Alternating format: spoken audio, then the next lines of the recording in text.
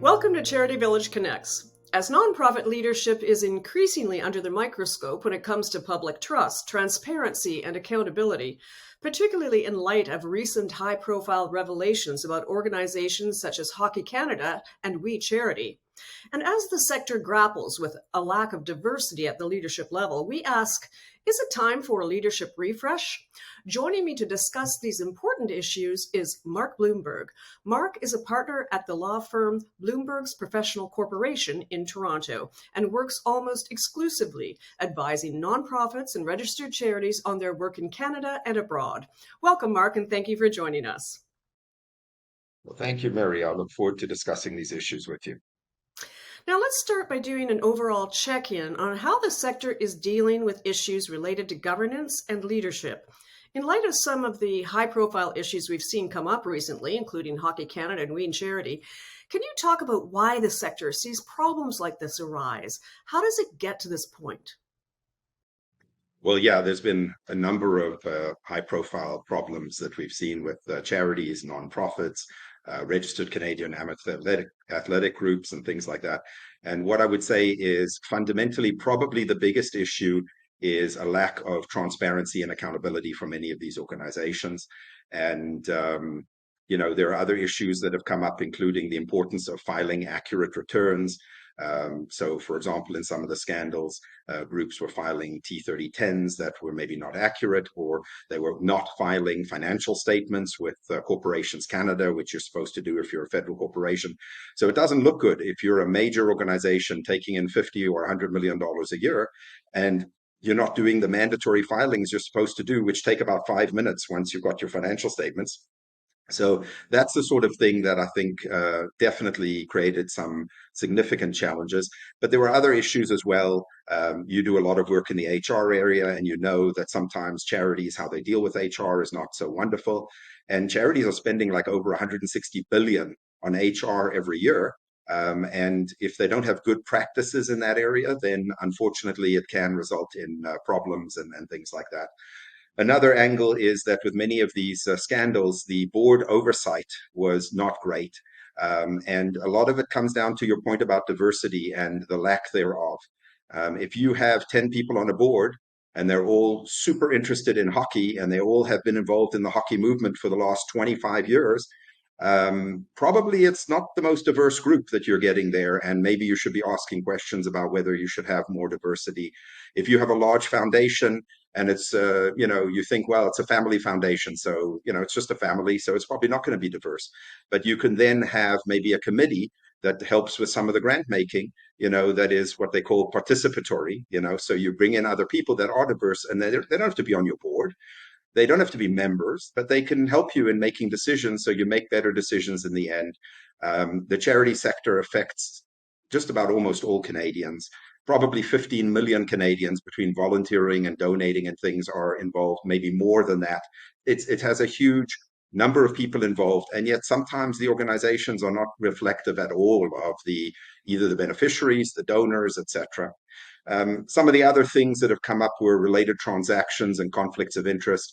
There's nothing like that to immediately turn your donors and the public, into worrying about the appropriateness of other things if you have these conflicts of interest, or if you have corporations that are tightly associated with your entity, but for example, they're for profit and you're not clearly maintaining sort of a separation between the charity and the for-profit and things like that.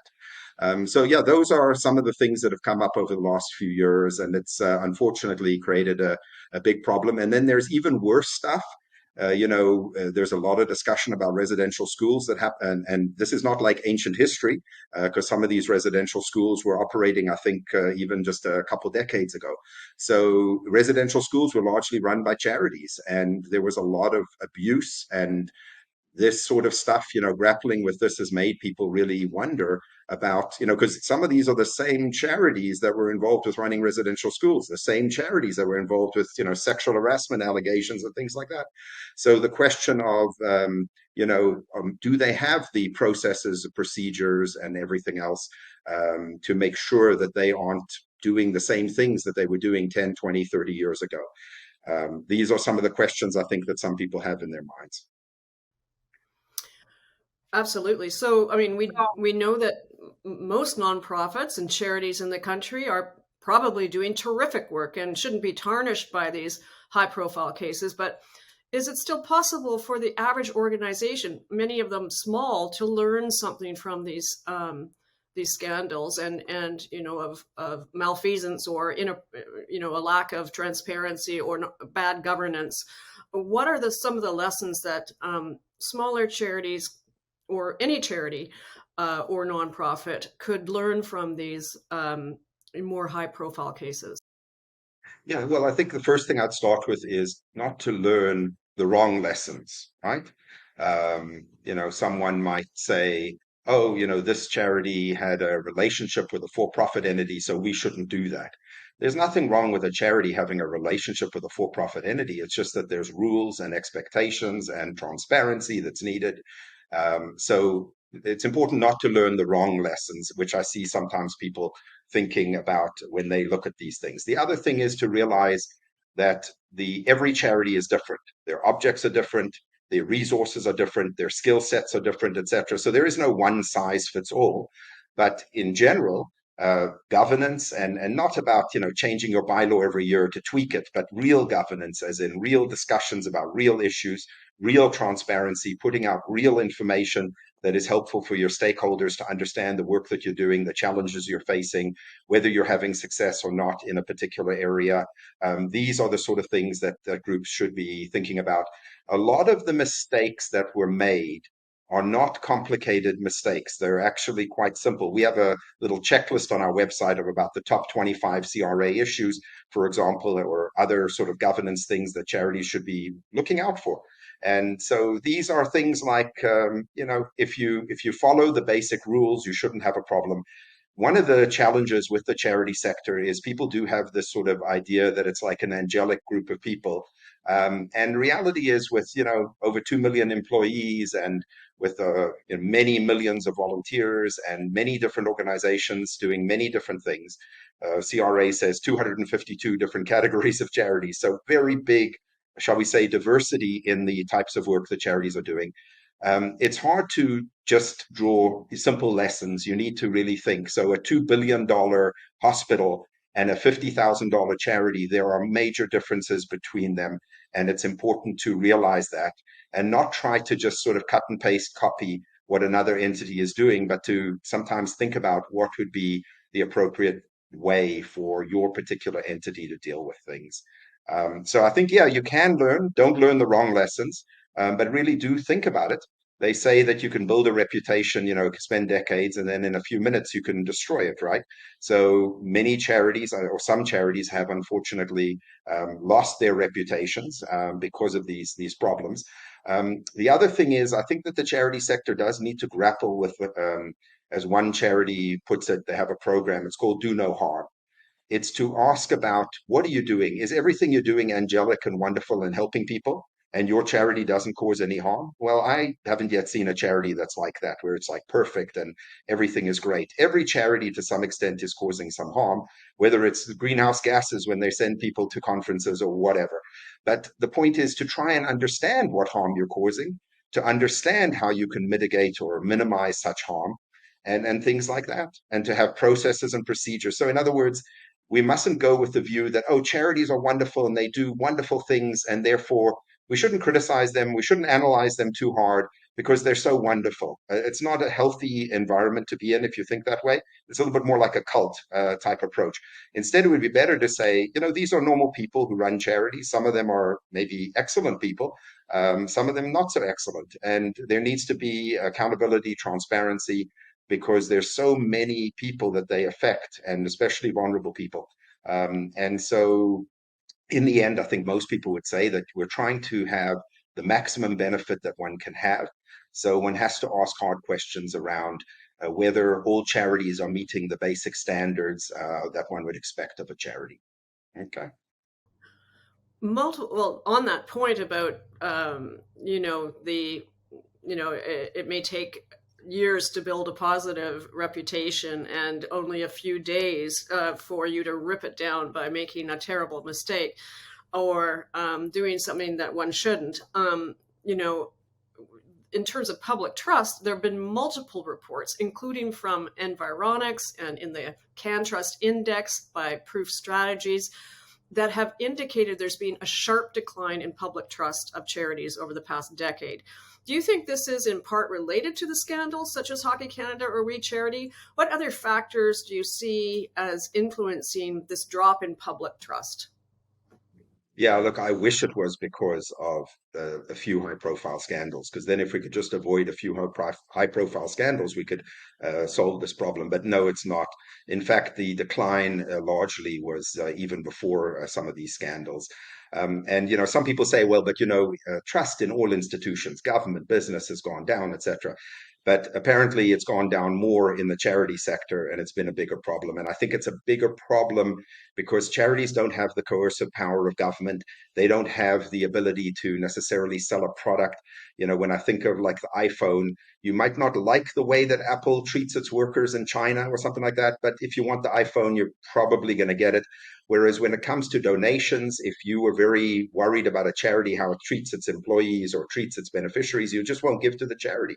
It's a very different world. So I think this is a bigger problem for charities than it is for other groups, perhaps. And there's a lot of reasons for this huge sort of deficit right now in public trust.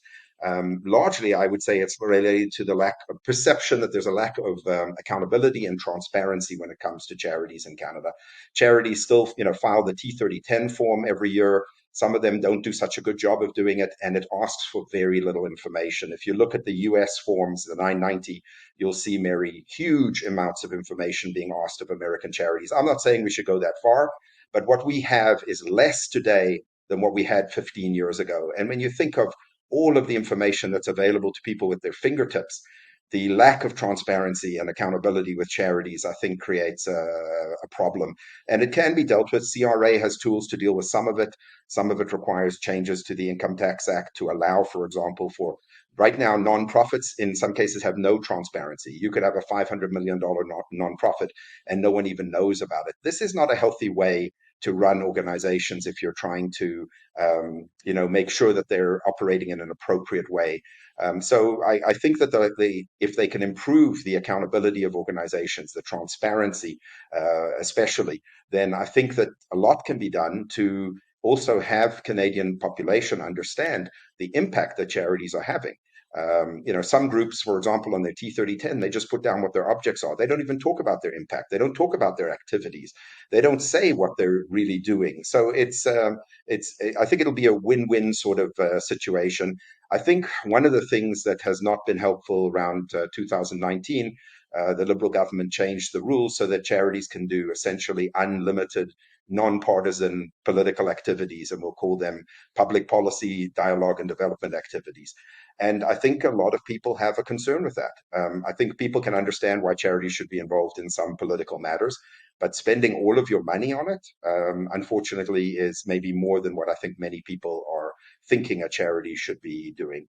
The other big issues that have been floating around is just the accumulation of resources in a few charities. The charity sector is increasingly looking like our society, with a few billionaires and then some wealthy people and then a little bit of a middle class and then a lot of poor groups, right? And it's unfortunate, but right now public and private foundations are holding on to about $130 billion worth of assets. So 130 billion, that could be tremendously helpful for operating charities if they had it. But instead, the money's sitting in private foundations, public foundations, donor advised funds, things like that. Huge tax incentives are being given to people to put money into them. And very little is actually coming out in some cases to actually go to, operating charities who are actually helping beneficiaries. So I think that was a big issue that was a problem. And I think there's also a perception beyond just this accumulation of resources, but that wealthy people are using charities for their own ends that are sometimes not aligned with what is necessarily the public benefit or whatever the case may be. And they're getting huge tax benefits, but they're not necessarily, having there be huge benefits. So there's some questions being raised about, those types of issues. And just to compound this, the fact that it appears now that CRA has gone from auditing 800 charities down to about 150 a year, This is not helpful. Your chances of being audited if you're just a regular charity, and if it was random, which it's definitely not random, but if it was, your chances are that you'll be audited at some point in the next 400 years. That doesn't inspire tremendous confidence if you're worried that some charities are doing things they shouldn't be, because with such a low number of audits, the likelihood is CRA is going to miss a lot of stuff. And that's why it's important to have transparency, so that the public can be aware of things that are going on, because it's more likely that a person in a charity, a staff person, a volunteer, etc., if, for example, they saw the financial statements of a charity, would be able to say there's a problem here, than some CRA person just looking at it without really knowing what the organization's really doing, right? So that's why I think you put this all together, you end up with a real diminution in the public trust in charities, and it's so important for charities to have this public trust. Yeah, I'd like to do a bit of a deeper dive into that issue about how you see this drop in trust actually impacting the sector. The lack of regulations and potential oversight and audits might seem like good news to a lot of charities who don't want to be bothered with it. But at the same time, obviously, it can have a massive impact that the resulting issue is that the public loses trust in these organizations. What do you think, how it can be impacting the sector overall? Right. So public trust is particularly important to charities. I mean, it's important for every institution, government, business, etc., but particularly important to charities, in part because they fundraise, and fundraising it's a voluntary contribution. People don't have to do it, so they could not do it if they didn't want to. As well, fundraising we talk a lot about, but that's 20 to maybe 25 billion a year in revenue. The charity sector has about 300 billion in revenue a year. So what that means is fundraising is actually only a very small part of the money that is going into the charity sector. The biggest amount of money coming into the charity sector comes from government, about 68% of money that comes to charities. So what that means is the public's lack of trust in charities is a problem. But government's lack of trust in charities is a potentially even bigger problem for charities. Okay, so important that charities understand that maintaining trust is quite important. And it's not just about dollars and cents and money and things like that. It's also about people listening to organizations. And we saw during COVID, for example, you would think you have an epidemic, you have a pandemic, who would you listen to? You'd think you'd be listening to like healthcare charities, doctors, things like that. And what we found was that obviously a lot of people weren't listening to that. They were listening to people on Facebook or whatever. And that's also a symptom of, if you had a lot of trust in healthcare institutions, for example, you'd be more likely to trust them with what they say rather than someone on Facebook just putting something up. And, so how much did that hurt, the whole effort? How much did that cause more people to die? How much did that slow down, dealing with COVID? I think it's quite a large impact. So, also just when charities give ideas as to how to make the society a better society, if people don't have a lot of trust in charities, they're less likely to agree with the charity, go with what the charities are suggesting as better things. And it's not just the public, it's also government and that. So I would say the decline in public trust is something that will just make the job of charities so much worse. And your point, I agree with completely. No charity says, "Oh, I wish I was going to be audited by CRA today." But I will tell you that only about maybe 2 to 4% of the audits in the past generally resulted in revocation. That means like 96 to 98% of charities are not they're not being revoked by CRA. And in many cases, they're getting either a clean bill of health or they're getting a few minor comments as to how to improve.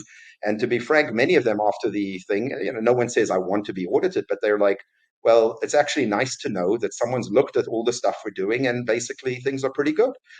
So I think that, it's important in terms of if you think of the system. No individual charity wants to deal with it. But if we had a system where no charities are being audited, for example, which isn't that different than what we have right now, then it allows people to get away with things. And we've got to stop thinking about just what is good for our charity, but we've got to start thinking about what's good for the sector. And unfortunately, some people who get involved in the charity sector do it for nefarious purposes, or maybe they think it's a good in some way, but it's problematic. And if we allow groups like that just to continue on for decades and no oversight or no problem, then it's actually going to make the lives of the whole charity sector much harder. And so that's the difficult balancing act. You don't want to make it too difficult for charities to operate, but on the other hand, you don't want to make it too easy for people who want to misuse charities to be able to get away with it. Yeah, so from your perspective, ensuring legal compliance and transparency, and I guess you seem to be arguing for greater regulation, or at least oversight in the charitable sector, is really part of the solution in terms of having an outcome that could help regain public trust. Is that what you're saying? Yeah, I think that we need to have more transparency and accountability. I think we have to stop thinking of the charity sector as just being only angels and nice, well-meaning volunteers getting together to make the world a better place. It's a $300 billion sector involving millions of people, and some of them the most vulnerable people in our country. And we know that there have been, and we discussed it in the beginning, some very high-profile situations of problematic behavior.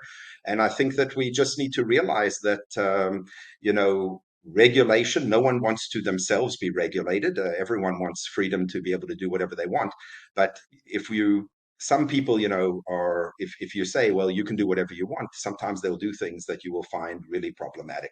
We need to protect the reputation of the charity sector, just like a franchise protects itself, whether you're a restaurant franchise or something.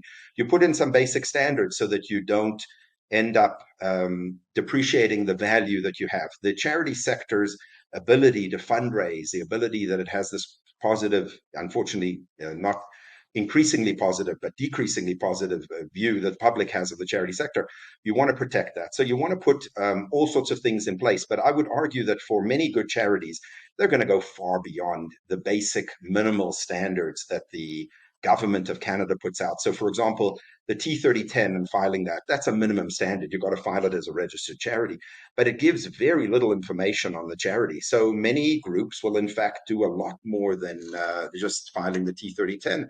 They'll have extensive websites, they'll put up information and do all sorts of other things.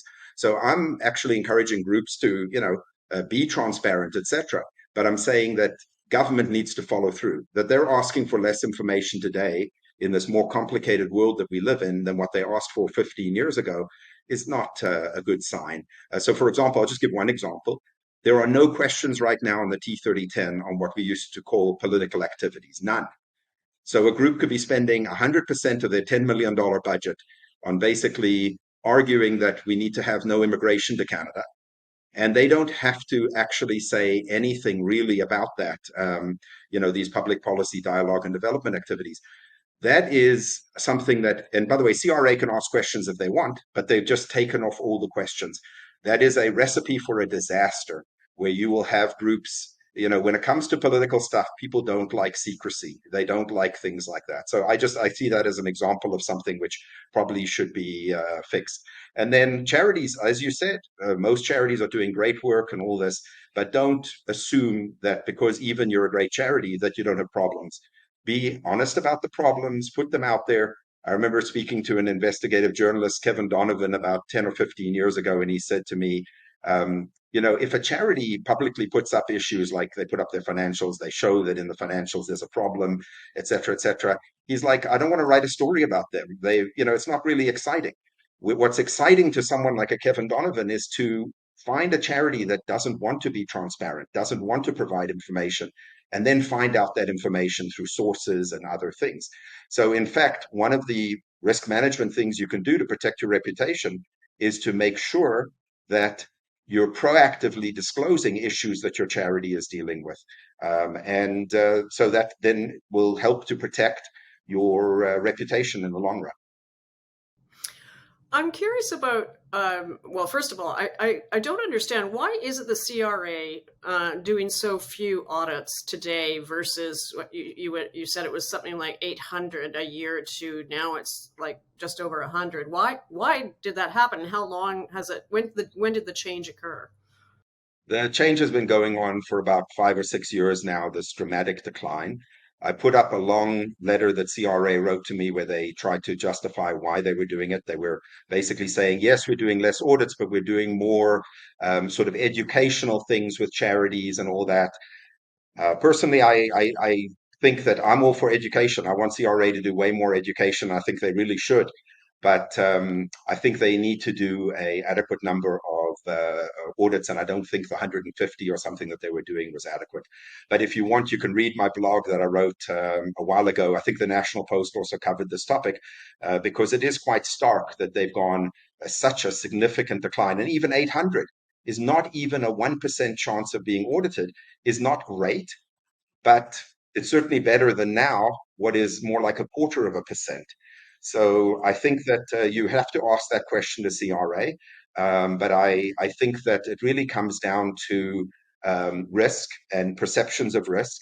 And I think that after we've seen, for example, some of these scandals, I'm personally thinking that there is quite a bit of risk in the nonprofit and charity sector, that funds, and sometimes we're talking tens or hundreds of millions of dollars, can be misspent when a charity is never being audited, and they're never providing their financial statements. They're never providing really much financial information about the group.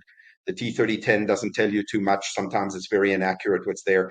This is the sort of things that mean that having transparency, and they call it sort of the disinfecting light being there. It doesn't guarantee that there won't be problems, but it makes it less likely there'll be problems. It also makes it more likely that if there's a problem, it'll be discovered sooner. Okay, then this is all about delivering the maximum impact to charitable beneficiaries. Then one has to have some oversight, and I think what we have right now is just not adequate, and it needs to be improved. And I'm curious about whether you think, I mean, we're talking about the federal government's role in this. Do you think that a home in government and the movement behind having someone in government that represents the sector could be of assistance in at least, I guess, supporting the sector so that it develops greater trust of the public, that it regains its reputation that it's lost in the last decade? What are your thoughts about that? I used to be a fan of having a home in government. I thought that made a lot of sense. I've watched, however, in some other countries how it's panned out. It hasn't been always a positive thing. I think in the UK they're just having now the sixth or eighth minister in the last like 6 years holding that portfolio. So constant turnover of people involved. It's extraordinarily expensive sometimes. So if you're asking if we want to bulk up bureaucracy, I could see it. But when we realize these things could cost tens or hundreds of millions of dollars, could that be better spent in another way in the sector to, for example, capacity building, improving the sector, improving the umbrella organizations in the sector, things like that? I think a lot could be done in that area. So I think home and government is a very expensive solution. And just when I've looked at other countries, I'm not sure that it necessarily is certainly not a panacea. The biggest potential risk with the home and government is it gives a great excuse. Right now, when you're a charity, if you're a healthcare charity, if you're a charity dealing with poverty, etc., you can go to different government agencies, you can lobby them, you can talk to them, you can do whatever. And it makes sense. I mean, if you're a healthcare charity, maybe you should talk to Health Canada about something because it's complicated and that sort of thing. But what I'm worried about is it'll be used as an excuse by government to basically insulate all the different departments and say, no, you have a problem, go to the home and government. That's where you should go. And then you're going to actually have charities having less access to government than they have right now, because many government agencies are very happy to talk to charities about different issues that affect them. And I'm worried that, and remember, you can't always assume you're going to have the same government. You have to always assume different possibilities, different governments, left, right, middle, whatever, coalitions, etc. And where is this going to go? So I think there's a definite risk to the charity sector that a home in government could be used as a way for the government to basically sideline the charity sector and make it look like they're doing wonderful things for the charity sector without actually doing it. So I'm a little bit skeptical at the moment. And of course, I would be very happy if they created this and it was successful. But looking at other countries, I'm seeing more concerns than I'm seeing success. And, on certain topics, certain things, the UK and Australia until very recently were doing far worse than Canada, and they had a home in government. So that's why I'm saying that I'm sort of questioning whether it's the right approach. Okay. I'm curious about where you see gaps in the existing leadership or advocacy groups on behalf of the national nonprofit sector. Um, I'm curious whether you see any gaps, what might be necessary to create more effective advocacy with the federal government, as well as with Yeah. promoting the importance of the sector to the general public. I'm curious what your thoughts are in terms of that kind of advocacy role, both towards the federal government, but also reflecting the sector to the public. Right. At the federal level, I would say that we don't have good advocacy going on a number of different levels. I would say that our umbrella organizations tend to be quite weak and sometimes captured by small interest groups and things like that. I mean, I think the discussion around the disbursement quota was an example. If you ask an average charity, there's $130 billion sitting in private foundations. So do you want that to be dribbled out in, 3.5%? Or do you think it should be 5? Or do you think it should be 7? When the national umbrella organization doesn't take a position in favor of that change until after the consultation is over and beyond the time that anyone could put in any consultation material, I just say I think that then it indicates that the sector's umbrella organizations sometimes are, and by the way, not all did this, but some did. They're completely out of touch with what the needs of the sector are. And that's unfortunate. So I would say it's not so much gaps as probably we need to do a rethinking, have completely different organizations involved. And I've seen examples in some other countries where small advocacy groups, 2, 3 people, can achieve huge amounts, where they have a consistency of purpose, where they're not just jumping around at which funder is going to fund us this week or this year. So therefore, we're going to prioritize whatever that funder wants.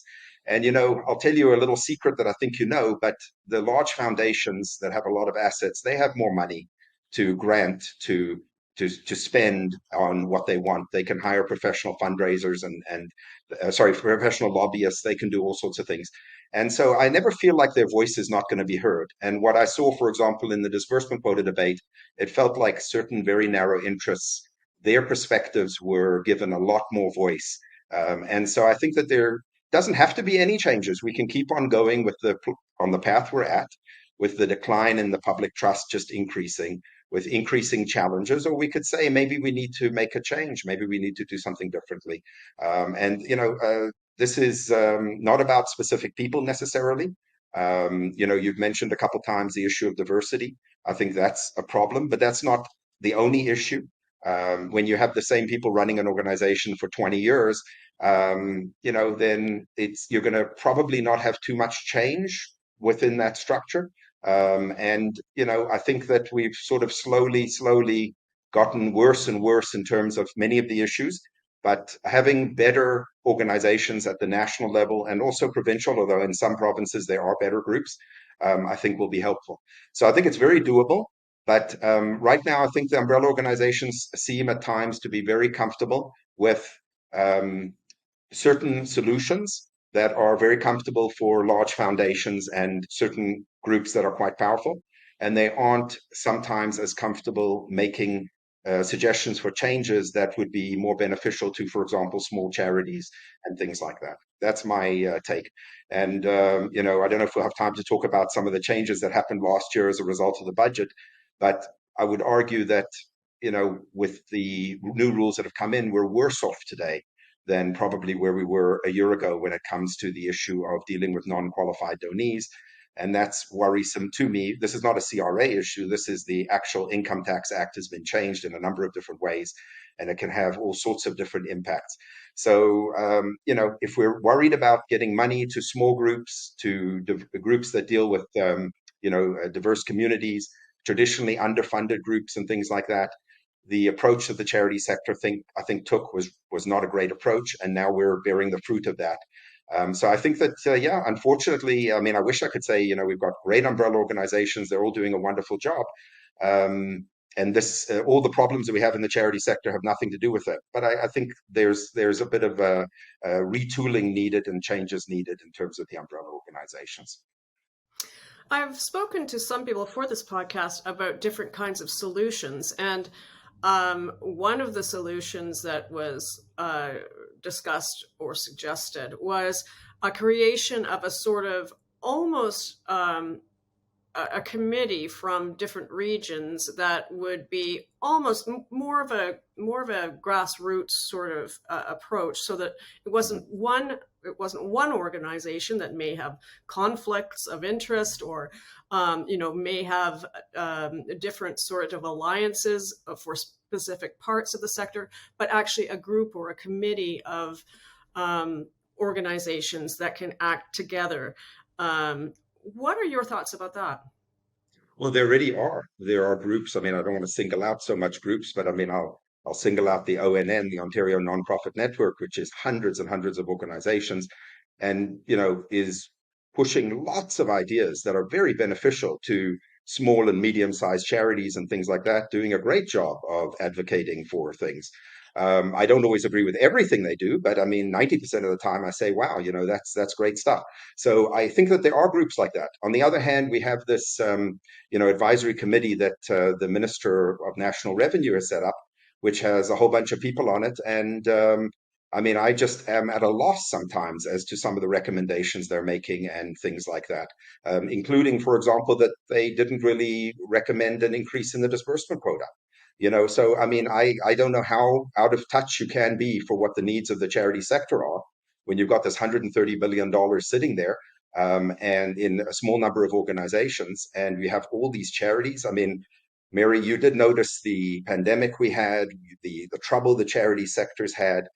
And, unfortunately, although some of my clients and others gave huge amounts more during the pandemic, and that's great, many didn't. Many gave less. Net, the foundations, I'll be very interested to see some of the stats, but they didn't give that much more. And that's very unfortunate. This was like what you call the rainy day, right? Very bad situation, and I didn't feel that many of the foundations sort of rose to the occasion, and that's unfortunate. So I think that there are already groups doing great work, and then there's groups who are doing not so great work, and I think we need to either stop supporting the groups that aren't doing good work, or they need to retool, change, and think about things differently. I don't know what else to say, because we are a diverse sector, 86,000 charities. CRA divides it up into the 252 different categories. But, there are a lot of things that I think would be beneficial for the whole sector, if we could get them dealt with. Like improved HR practices, for example. I mean, I'm not sure how many people, I guess some charities are not interested in improved HR practices, but most would say that would be a good thing, right? So I think that there's a lot of stuff that can be done. I don't think there's any new silver bullet. I've heard proposals, all sorts of different proposals coming from different people about changes and tweaks. I think we already have organizations and other entities, but some of them just need a thorough rethinking how they're operating, what they're doing, and things like that would be my take, at least. Okay. I wanted to really sort of address the issue of philanthropy as a whole. Can you sort of update us on some of the latest legislation and trends that are happening, and what should people know about this? The people in the sector should know about the changes that are occurring in the philanthropic sector. Well, I mean, there are some changes. Some of the biggest changes that are taking place right now. One of them is bringing in these qualifying disbursement rules, which basically are another path. You have direction and control where a charity can move money to a non-qualified donee, and that, in my mind, was working for billions and billions of dollars every year. But now there's another path. The bigger change net, I think, is not the new qualifying disbursement rules, but the anti-avoidance rules that were brought in last June, which basically say that if you give money, say, to a charity, but it's going to implicitly or explicitly be understood that those funds are actually supposed to go to a non-qualified donee, that will no longer be, that won't be considered a gift. So the person who gave $10 million and got a $10 million receipt, that receipt's going to be worthless. But also the charity that is taking the money and then giving the money over to a non-qualified donee, even if they had direction and control, even if they had the qualifying disbursement rules taken care of, that charity is going to get revoked. This is a big change that is going to affect, like many foundations, many grant-making organizations, how they operate, what they do, the agreements they have with organizations, the restrictions they put on it, and things like that. And, so for example, an organization could give millions to another group. I think it's more complicated right now because those millions may not count as a proper gift or qualifying disbursement if you have these sort of restrictions put on them, which are sometimes there. So it's going to change how foundations, grant-making groups are dealing with things. It's going to mean that they're going to have to, in many cases, retool, rethink their policies that they have on different things. They're also going to have to trust the groups that they're giving money to. So sometimes groups would think, well, if I'm giving money to a group and I do it restricted, that it's more likely that the money will be appropriately spent. And often that's not true. In fact, the best way to make sure your money is appropriately spent is to do good due diligence with a group, make sure it's a trustworthy group. And then in many cases, and there's this concept of trust-based philanthropy. Won't work in every case, but it can be useful in many cases. Use those sort of theories of trust-based philanthropy. But so this is going to be something that is going to, I think, probably more than any other change in the last 5 years, impact how charities move money around, what they say in their agreements and things like that. And I'm seeing many foundations, even very large foundations, giving out tens or hundreds of millions, oblivious, not aware of these changes. So I think that that's going to be probably one of the biggest changes that's going to happen, is people are going to wake up. Unfortunately, what's going to happen is in about 6 months or a year, some of the directors of some of the foundations are going to be furious because they're going to realize that they've been operating and doing things that are very risky without realizing it because they weren't aware of it. The staff that were working for them weren't aware of it. And I think this is going to be a big challenge for them. As you know, there were also some disbursement quota changes, but very minor in a way. It went from 3.5 to 5 when it's over $1 million in assets that an entity has. For the amount over $1 million, you now have to disburse 5%. So for some smaller foundations, this will have zero impact, but for some larger foundations, it will have especially larger foundations that were spending less than 3.5%, and they've got a deficit and they have to make it up and things like that. Those ones will have some really significant challenges. They're going to have to hire more staff. They're going to have to come up with systems that are better to move money quicker and things like that. And then another thing that I think is going to is sort of happening right now is a lot of groups haven't changed their objects in 10 or 20 or 50 years. But for example, with the new qualifying disbursement rules, if it's not within your objects, it's not a qualifying disbursement. So it's very important that groups take a look at their objects. They're going to change it. But, what I would say is that these are some of the changes. The anti-avoidance stuff, I think, is going to have a huge impact on philanthropy. But the general thing is we're heading in the same direction, which is that many people are having trouble paying their bills, whether it's because of inflation and other things. And charities are going to be mourning the fact that many people, middle class or whatever people, are going to be giving less or not giving to charity. But honestly, can you blame them? With all the pressure that they're facing, with the need to pay for out-of-pocket medical expenses increasingly because government is slashing money in some cases that they're giving for healthcare, or they're making stuff more private and all this. So honestly, what we're seeing is actually more money coming into the charity sector, but it's coming from fewer people. In many cases, it's like large, wealthy people, foundations and things. So it's not that less money is going to come in through philanthropy. It's just that it's a smaller group of people, some large donations. If one person gives $100 million, that means 1 million people cannot give $100, and you're in theory in the same place, but it isn't the same place, because what it's meant is also that you have some groups getting huge amounts of money, like you would not believe the amounts of money, like sometimes 10 times more than what they got before. And then you have other groups getting less money, much less money. And so, the average isn't always helpful to understand if there's a big change happening, right? And honestly, a lot of the money is not always going to, groups that really need the money. When a group has 20 years worth of operating money to go with, do you want to give money so that your money will be used in 25 years, something like that? Is that a good use of your money? Maybe if you want to, you can do that. But I think for most people, they would say, no, that probably isn't something we should give money to. So I think that there's changes happening, and it's meaning that we have more very wealthy charities, very well-off charities, and then you have a lot of charities that are running on fumes, basically, and that's unfortunate. And that's something that it's not a fair way that the charity sector is running.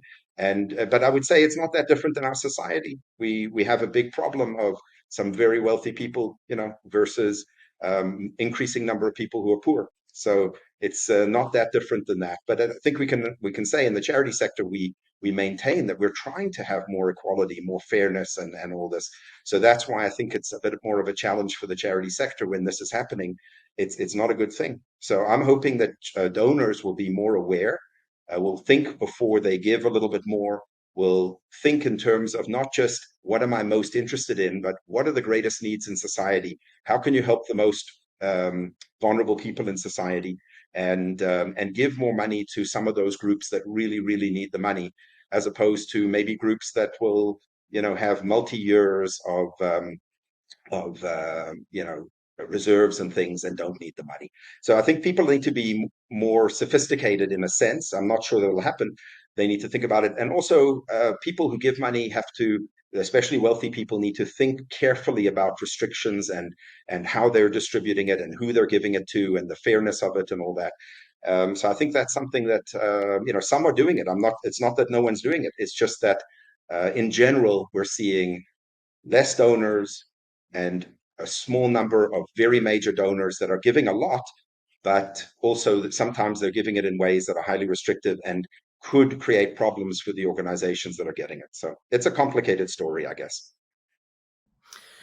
I just wanted to touch on again a conversation that we had before about the chronic lack of funding that Black, Indigenous, and feminist charities and causes, that it's been a really chronic lack of funding for those groups. What needs to change in the philanthropic community to ensure that the funding is more equitable? Is there a way to make it more equitable? Do you think these recent changes that we've talked about, of being able to give to non-qualified donees will end up opening up more funding to these groups and causes?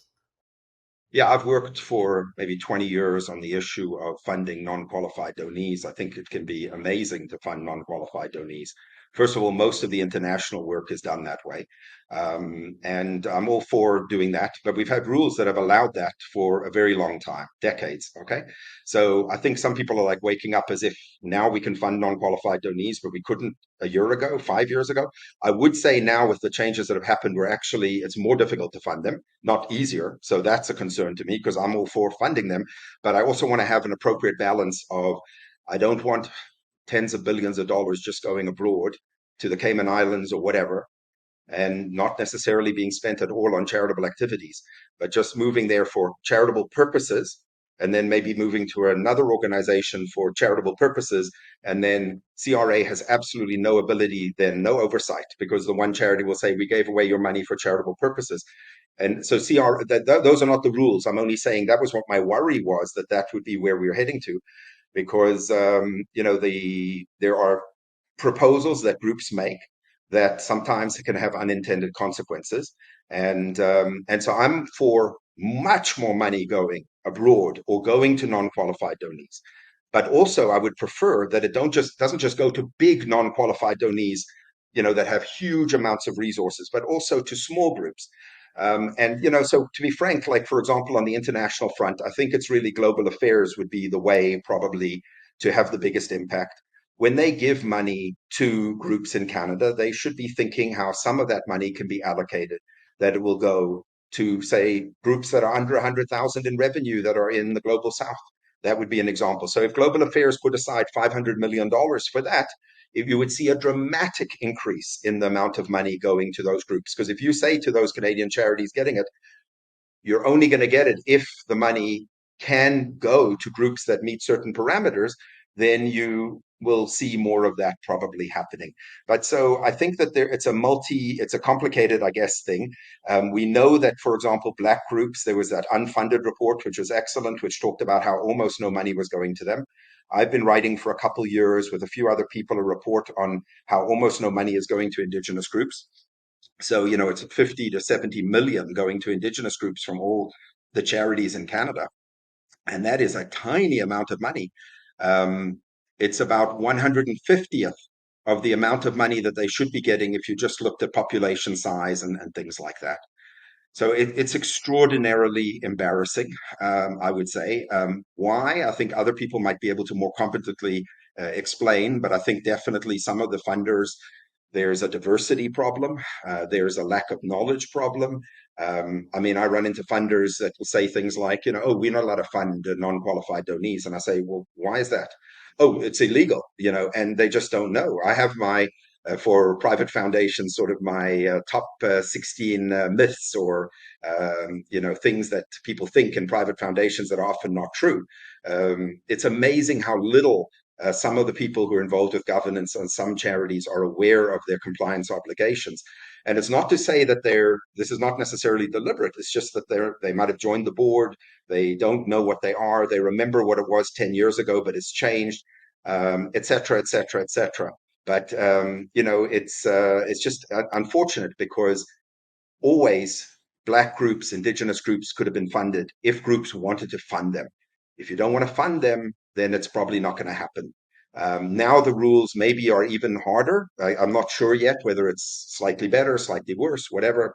But I think that we saw recently the federal government announced that it's going to set up a $200 million fund for, basically groups that are, it'll be given to a group that is dealing with funding, groups that are Black serving and Black leadership and things like that.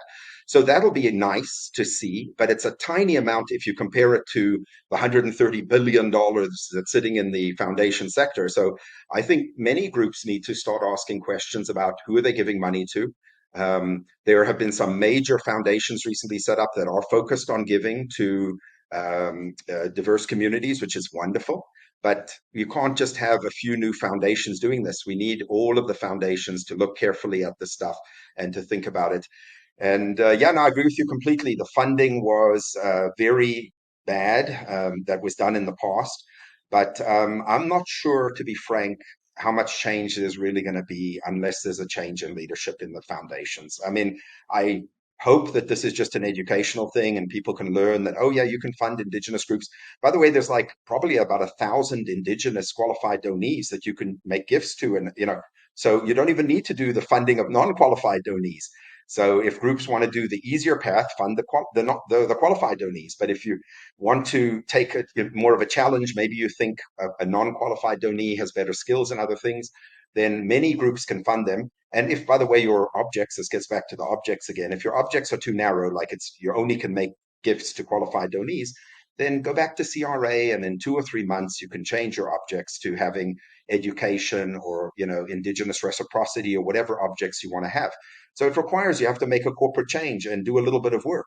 But for the world is changing so quickly, I'm hoping to see more improvements. We did see after the terrible sort of situation in the US that there was more, for example, emphasis on funding Black groups. And I think some Black groups really benefited. We'll see if that continues. With Indigenous, we've also started to see some improvements. We'll wait and see. But certainly looking at 2018, 2019, 2020, the numbers were not great for Indigenous. So we'll see how that plays out. I don't think that this change in the legislation is really the key thing. It requires a change in people's perception. If you perceive that it's not important to fund Indigenous or Black groups or groups that are dealing with human rights or whatever, then you will not fund those groups. On the other hand, if you realize, wait a second, there are groups like this, we can fund them. They do important work in our communities, and then hopefully there will be more groups doing it. And I think for grant-making foundations, for example, they really need to look at how do they make their decisions. If you have a small, non-diverse group of people making the decisions, these can be brilliant people. It doesn't mean, however, they're making great decisions. So having participatory grant making where you, for example, if you're interested in funding, say Indigenous groups, then maybe have a committee that has Indigenous people on it that have a lot of local knowledge, and say to them, we would like, to get some ideas from you on how we should be funding the stuff, and maybe also take some chances. You're allowed to, when you're a charity, make gifts to, say qualified donees or within your objects, whatever it is. Try to look at what they call trust-based philanthropy. You can't always do trust-based philanthropy. If you have limited, restricted money that's restricted for a very particular purpose, you can't just give it to another group without restriction. But most of the money sitting there, that 130 billion, is not restricted. And a lot of it be used for trust-based philanthropy, where basically you're giving money to a group that you've done your due diligence on, they're a good group. So you're not requiring them to fill in big application forms and things like that. You're giving them the money unrestricted. And you're also making multi-year commitments to the group and things like that. This is, although it's now called trust-based philanthropy, this has been around, and some groups have been doing this for decades. It's not a new thing at all. But I think more groups, if they could do some of it or more of it, it would be helpful, because a lot of groups are finding that they're getting a lot of money that's highly restricted, and sometimes with the world changing so quickly. I mean, who could have predicted, that Ukraine is going to be invaded by Russia, or that we're going to have a pandemic and all this stuff? So we need to have more agile funds, and often groups are thinking that they're doing themselves a favor, that they're doing their fiduciary duty by restricting money. In many cases, they're not. It's actually increasing their risk, and it's making the money less worthwhile, and it's not good. But how do you convince, large foundations or others that they need to change, right? And that's a process. So it's either going to happen with there being changes naturally and new people coming into those organizations, or maybe a new staff, or maybe it's education. But it's a hard thing to change a whole group of people who are maybe been doing something the same way for 20 years, and they think that this is the best way to do it. So we'll wait and see what happens there. But I think that I'm hoping that there will be far better funding for traditionally underfunded groups. Okay. And I guess on the issue of public trust that we were addressing at the top of this conversation, and I guess the health of the sector at large, because they go hand in hand, the trust and the health of the sector. Any last thoughts you'd like to share before we wrap up? Yeah, I think we need to realize that deregulation and less regulation isn't always a good thing. If you said to the automakers, we're not going to have any regulation on cars, you know what you're going to get. You're probably in a few years going to get less safe cars. You're going to get less environmentally friendly cars and things like that. Like it's not that hard to work that out. If you have deregulation of the charity sector, and we've had some of it in Canada, you're going to get some people acting in ways that are really problematic, but they might even be legal. And that's not good. So I think that the amount of subsidies is huge. For many wealthy people giving to charity, they're getting back 70 or 80% in terms of tax benefit. So huge tax subsidy. And I think America's taken away the tax subsidy for like 90% of their people, because they don't basically get any tax subsidy when they donate to charity. I'm worried that could happen here in Canada. I think the way to prevent that is to make sure that we have appropriate regulation. That means sometimes it's more regulation of certain things. And sometimes if something's anachronistic or not needed, then we can maybe dispense with that. So the Ontario government has dispensed with some requirements, for example, when you're changing your objects, to get approval from the provincial government, when you're an Ontario charity. That has saved huge amounts of time from groups that are like charities that didn't have to get both the public guardian and trustee and the CRA's approval. And I have no problem with that. Okay. So yes, I can see all sorts of ways we can make things less bureaucratic. But I also think that if we don't have some baseline rules for what a charity is, and that they're enforced, we're going to have this continuation of the lack of public trust and all the negatives that go along with that. So I'm hoping that there will be a more balanced approach, not just deregulation is good, but in fact, having an appropriately regulated sector, and especially in light of the huge amounts of money and the large number of vulnerable beneficiaries they're dealing with. Well, Mark, as always, it's fascinating speaking with you about the nonprofit sector. Your expertise and insight and observations on so many issues are really valuable for me to hear, but also our audience of nonprofit professionals. Thank you so much for joining us on Charity Village Connects. Thank you, Mary, for organizing this. I really appreciate it and all the work that Charity Village does to build up the sector.